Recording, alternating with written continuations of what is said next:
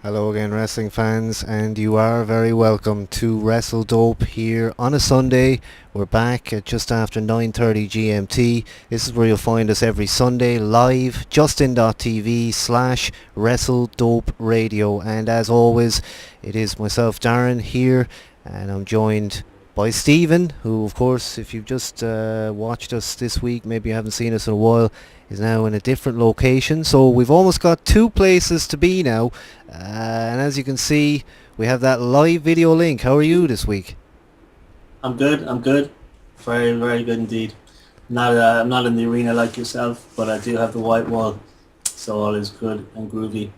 And I have watched TNA too for the first time in a long time, so I can give my thoughts and my reports and all the goodness that was Impact Wrestling. Excellent. We'll have a lot to talk about, and that's actually where we could start, because of course Jeff Hardy and Matt Hardy currently, at least, well, Jeff's making his way out of trouble, but Matt is making his way in, as we've seen all these various news stories over these past few weeks and months. A lot of DUIs on the part of Matt Hardy. It seems like one after another, actually, week on week, we're seeing more trouble for Matt. Now, to me, this is a huge surprise, because thinking about it during the week, I always felt that Matt Hardy, at least he was portrayed by the WWE as being the good guy, the good brother out of those two, maybe the guy that behaved a little bit better. As we spoke about a bit last week, it seems that in fact both of the guys are doing the exact same thing, and to me it's a huge surprise. I really thought Matt was the guy who would always kind of hold on to his position in WWE, but of course TNA called, he went there, now he's fired from there. The future for Matt at this point looks very, very bleak. Well, I think they probably always were maybe as bad as each other. Maybe Matt just hit it a little better, and maybe Jeff liked to be the rebellious one and portray it a little bit more on screen as opposed to off screen too. But looks like Matt Hardy is a bit of a wild one at heart. And what did he get? Like 2 or 3 DUIs and then drug charges, or was it caught driving under the influence of drugs, prescription pills or something like that? But he's not a quiet one for sure. Maybe he's just a little bit madder than Jeff, but I suppose now that he doesn't have a job, maybe that's all he can do is just get himself messed up to pass the time. Who knows? He's certainly racking up those charges there, as you mentioned, and as I said, I mean, it's day after day. Everybody's waiting for the next story to come out about Matt. What's the next YouTube video going to be on his account? Because those get cryptic each and every week. They become more and more mysterious. What's he actually trying to tell us about himself? Is he seriously delusional, or is he a guy who actually knows exactly what he's doing? Now, all power to him for working the internet, if you like. I mean, who else has mastered that art more than Matt? He is earning money from it as well, because he's got those revenue income ads on his videos, so it's certainly becoming an earner for him as well to be this character. I suppose with TNA there's always been that question about how vigorously people are vetted, if you like, about how their probably, you know, wellness policy, they're opposite to that, if it even exists at all. But Matt certainly seemed to get away with a lot of things while he was in the company. I think questions maybe should be asked of TNA at this point as well. Well, what was the final straw there for old Matthew? Was it one of the DUIs, and then they just said termination time, kid, time to jump? Was that the final call, the curtain call, as we put it? Well, it seemed to be like that. I suppose they weren't hugely open about it, but it coincided with it for sure, yeah. Hmm. Well, he just needs to behave himself. He's landed himself in some serious shit in the last year, 2 years. So that's what happens when I know. I suppose he's his brother as well. He was never going to be Jeff, really, was he? So that was the deal, really, I suppose.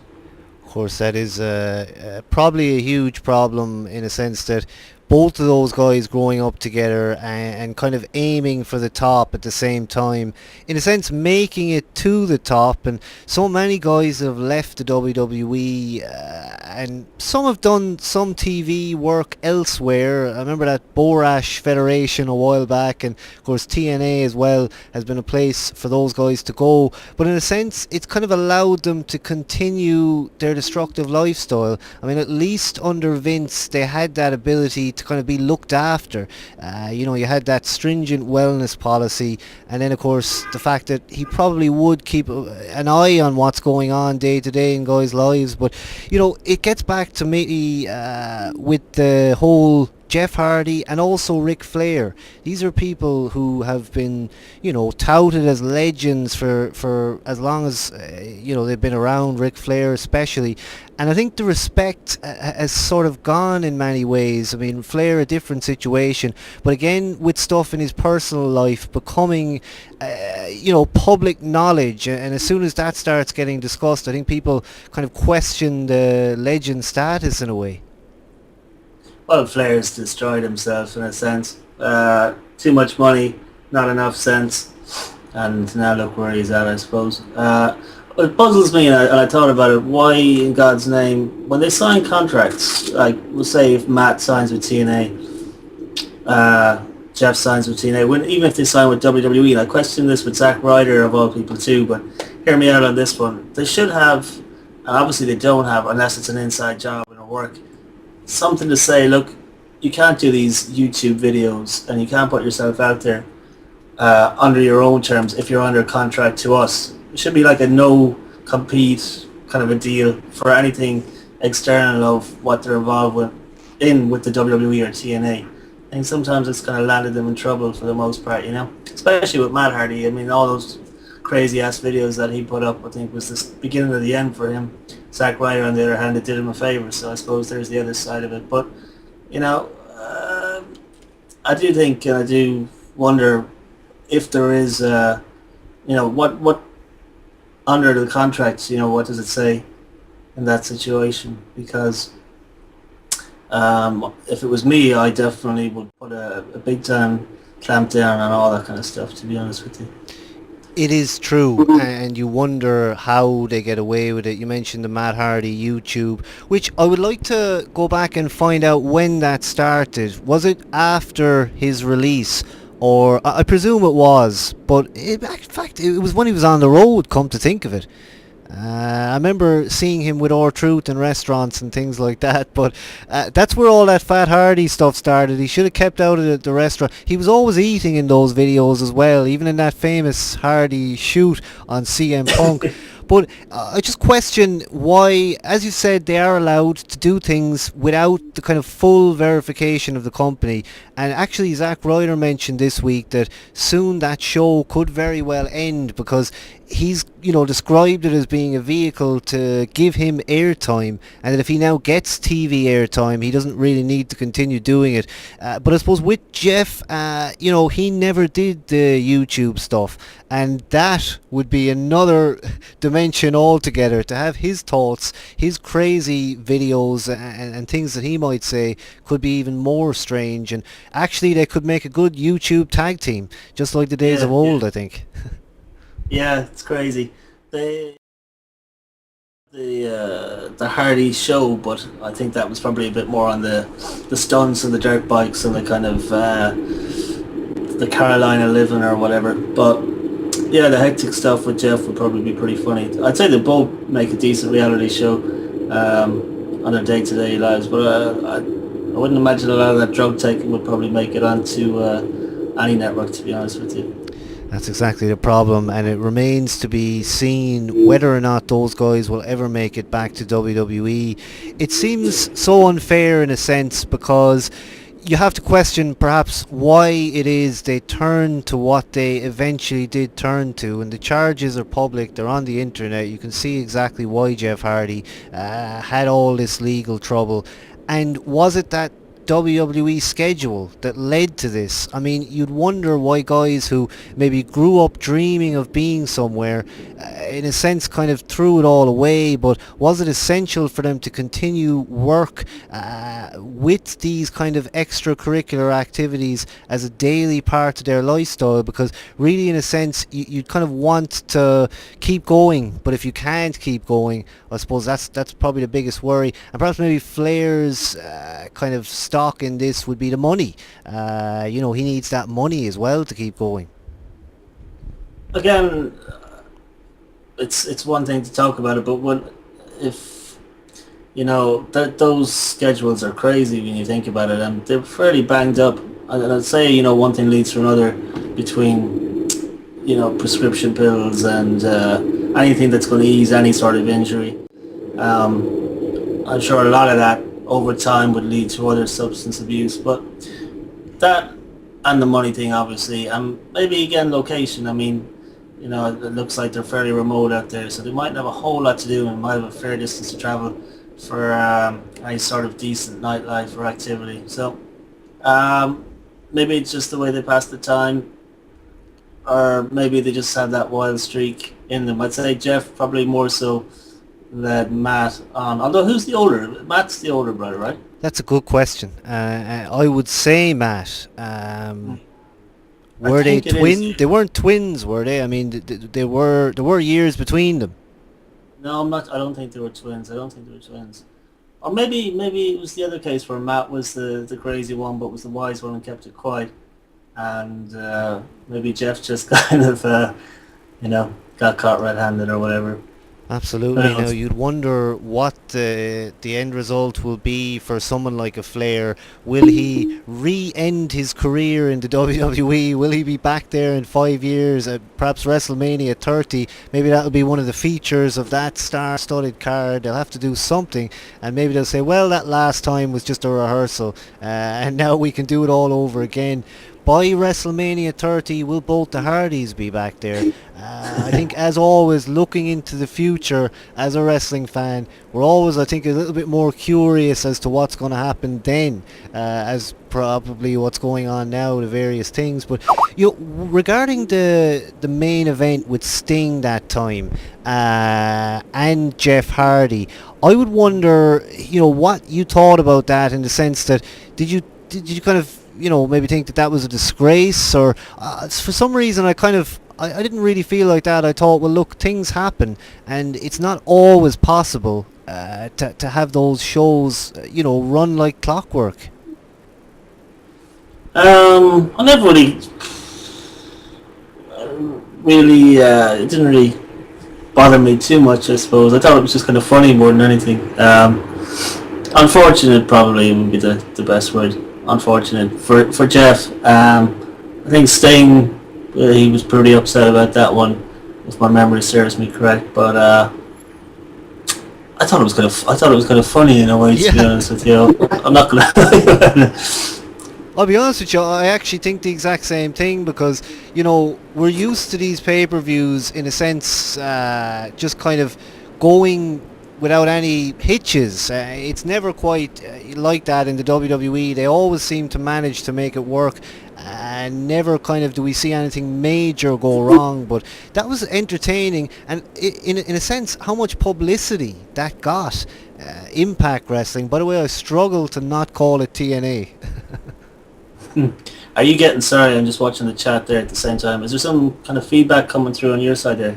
There was a bit ago, but it's actually okay now. Yeah. Alright. It's absolutely perfect now, yeah. Just in case it's the speakers on my side.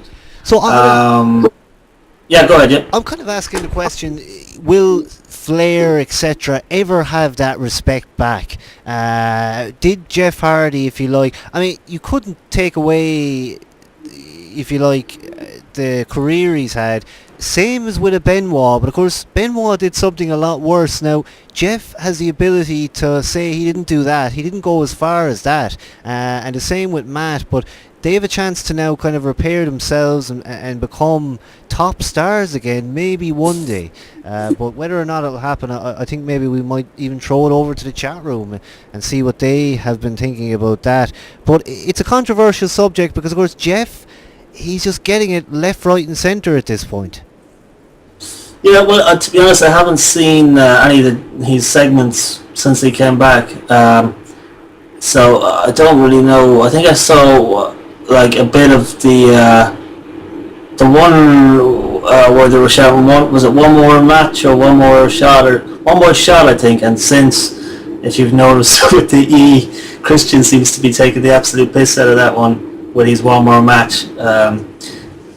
Pretty much every show since, which I think is quite funny. But that's the only little part I saw. I think that was on a dirt sheet clip or something. I did watch TNA this week. I'll get into that later, but I don't really know where he's at or what's the deal. Other than that, I don't know if he's got some big match coming up or whatever. So if you can bring me up to speed, if you know, I suppose that might help me a little bit. Well, I think it's a question now of whether he'll actually ever be back there.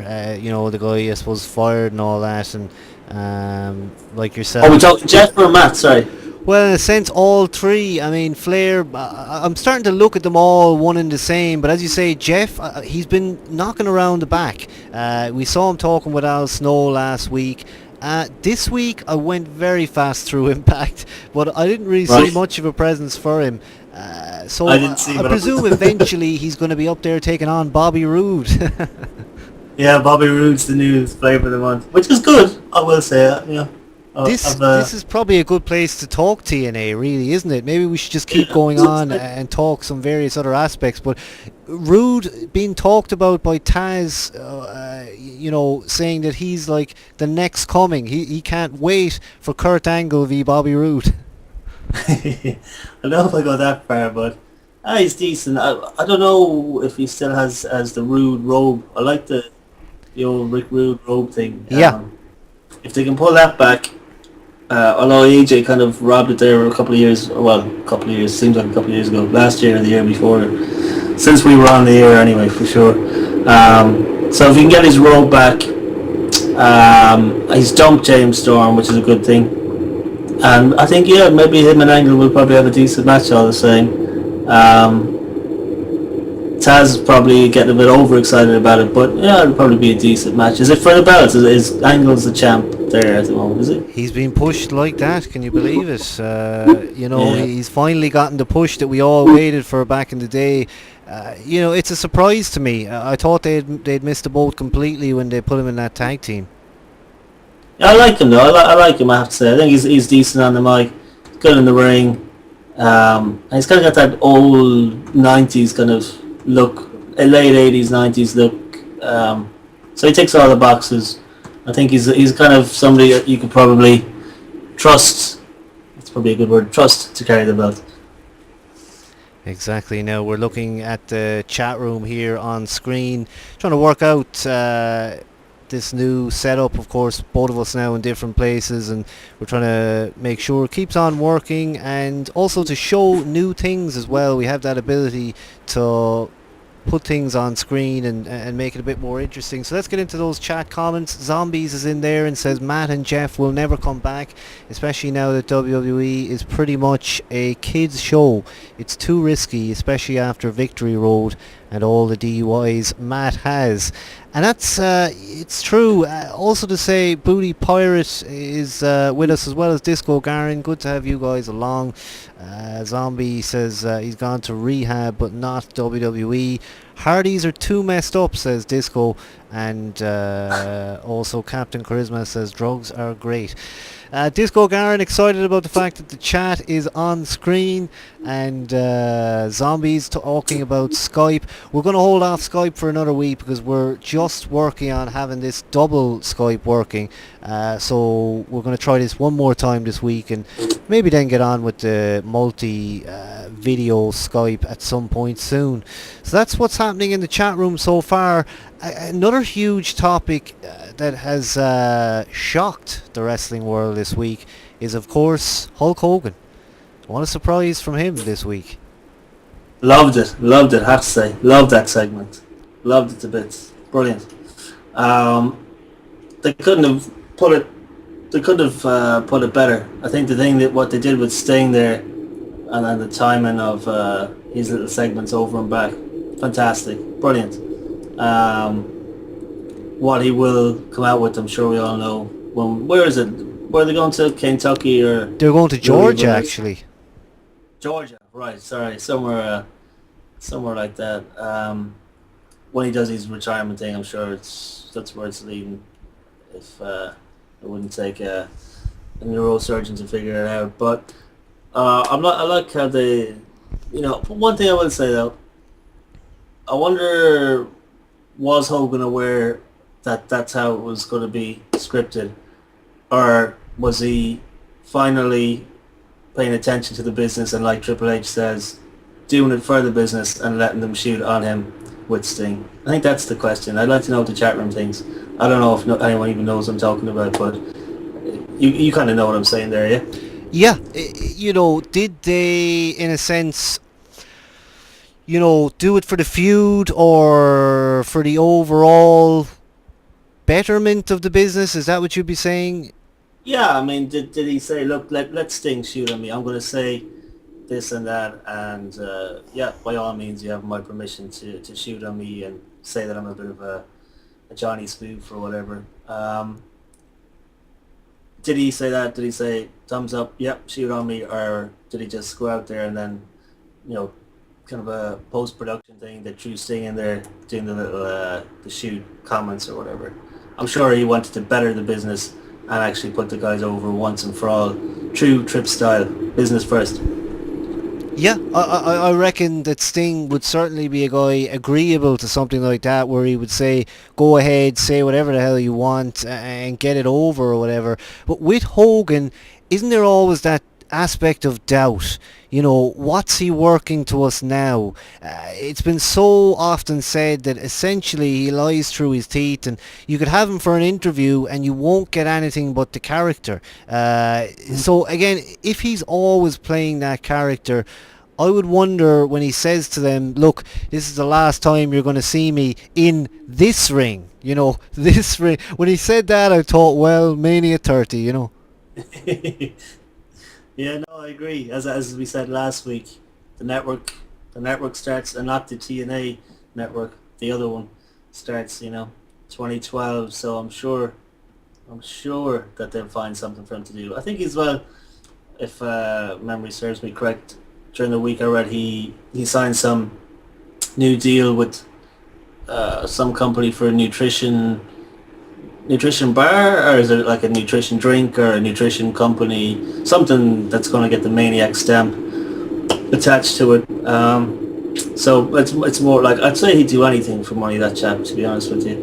And that includes going back to the next year, I'm sure, if Vince will have him. He's always got something up his sleeve, hasn't he? And the energy drink or a nutrition drink, whatever he's always got those business interests at the back of things. And maybe the presence of Hogan on Impact has maybe damaged the stock of some of his outside interests now, because it's been nothing but negative chat, if you like, among the fans. And maybe he's starting to think now that this isn't a place for him to finish his career. When you think about it, it seems strange since he just announced his retirement, but maybe he thinks that it's a rubbish place, to actually be and to kind of end out things, if you like. I mean, there's so many better places that perhaps he could be, but to hear him talk about how, well, I've been here now for a while, guys like Bobby Roode, AJ Styles, Christopher Daniels even got a mention, they're all now cemented, and I've done my job, it's time to head off. I mean, how did you react to that? I obviously laughing the whole way through, and I actually was genuinely laughing with the Sting stuff popping up every now and again. It was very well done, in fairness to him, You can knock him all you want, but that was a good little segment, I have to say. I like that. I don't know, Hogan's Hogan. I mean, you've seen, those, I'm sure everyone's seen those old, I don't know what's on there on YouTube, but some guys got like funniest promos, or these collections and parts promos up on YouTube. Stuff from the 80s, 70s, all over the place, but every one of them, at least every one of the early ones, starts with Hogan flogging something. If it's car insurance, bloody ice cream bars, as Punk knows all about, everything under the sun. And once you get to kind of part 10 of funniest promos ever, Hogan's flogging, armchairs or something. It just kind of sums it all up. I suppose you don't really need any more. The guy would probably sell you his mother if he could. I'd say. Yeah, it's funny. I mean, as you say there, again, you could actually put Hogan into that bracket that we discussed earlier. In some ways, I think Hogan and Bischoff are considered to be, well, for a lot of wrestling fans, public enemy number one. At least at some point last year, there was a lot of people gunning for them and kind of criticising their apparent, I think, control of the show, which in a sense wasn't really control. I mean, everyone has said that they had a certain amount of creative decision-making power, but that ultimately, I think it was guys like Al Snow actually, and people, who we see now and again, who really were making the decisions there. But it's funny you say there. I mean, I don't want to again bury another guy that is a legend like a Hogan and like a Flair. It's a shame that we're kind of pushed in that direction. But as has often been said, wrestling fans are always very tricky. I think traditionally to keep happy. But there was so much Hogan, I think, could have done, maybe, if in the right environment, and to me that was always WWE. Yeah, maybe after the first comeback, whenever it was in the early 2000s, and when that kind of fizzled out, that really should have been it, I think, Anything after that was taking the piss a little bit, I think. The Celebrity Championship Wrestling thing was what it was. Hogan Knows Best was a nice little venture and a good insight, I suppose, into the real Hogan, although the brother was turned up to 10. I don't know where he goes from here. Maybe it is time. I think Warrior kind of nailed it on the head there over the summer with all that stuff. Where it goes from here, Hogan knows best, I'm sure, with this one too. What an incredible retirement speech, if you like. If that was, in a sense, the announcement of his retirement. As you say, more to come with the Georgia taping, and I'm sure this celebration of all that is Hulk Hogan could be very interesting. I mean, has there been any talks? I would hope they're planning on bringing back maybe a few legends. I mean, that's a great chance for an Iron Sheik appearance, if ever there was a chance for him to be on TNA. But again, they could do a lot with it. They could bring back old foes of the past, and it's a pity a lot of those guys aren't with us, like maybe Earthquake and one or two others who aren't around now. But yeah, it was definitely interesting. It was actually a part of Impact that if you didn't watch the show at all last week, just find that bit on YouTube and just check that out in a way. Yeah, absolutely, I agree. Because I did still do a bit of fast forwarding, a fair amount at that through the Impact stuff. But I did watch that whole segment just out of curiosity. Well, actually, I knew about it. That's why I watched it. I saw it on the dirt sheets as well. So if you haven't watched Impact, do check that out. I think it's about the last 6 minutes, actually. Exactly. That'll tell you. Yeah, it was about 6 minutes long, and he really did get it all in there. He answered a lot of the critics as well, talking about how, well, you don't know what goes on backstage, and that he's told them everything that they need to know to be in the squared circle. I wonder how many of those things he said, because he said he told them things that he would have told nobody. Now again, what a great worker, what a great storyline creator. But if anything, I'm wondering if, in a sense, the disappearance of Hogan would mean Bischoff wouldn't be long to follow. I think Bischoff would also be kind of getting a little bit bored in there. Yeah, I didn't know this, but apparently Hogan's trademarks are owned by Bischoff. Really? Things like, it could be, I'd like to be precise, but I'm assuming that meant things like Hulkamania, Hulk, whatever way he does it, his trademarks are actually sold off to Bischoff, which again, kind of gives you an idea, I think, of the kind of control that maybe Bischoff would have as well. I mean, they come one with each other. It is part and parcel, isn't it? I wouldn't imagine Bischoff would probably hang on too long. But then again, he did make a bid for WCW when the whole thing was folding, and he was outbid, or I can't remember exactly. I don't know if he could get the money together. Maybe he had the money, but he was outbid by Vince or whatever. So knowing that he wanted to stay in the business, let's put it that way, and he got his shot with Impact Wrestling. Um, I don't know if he's going to step away from it just yet.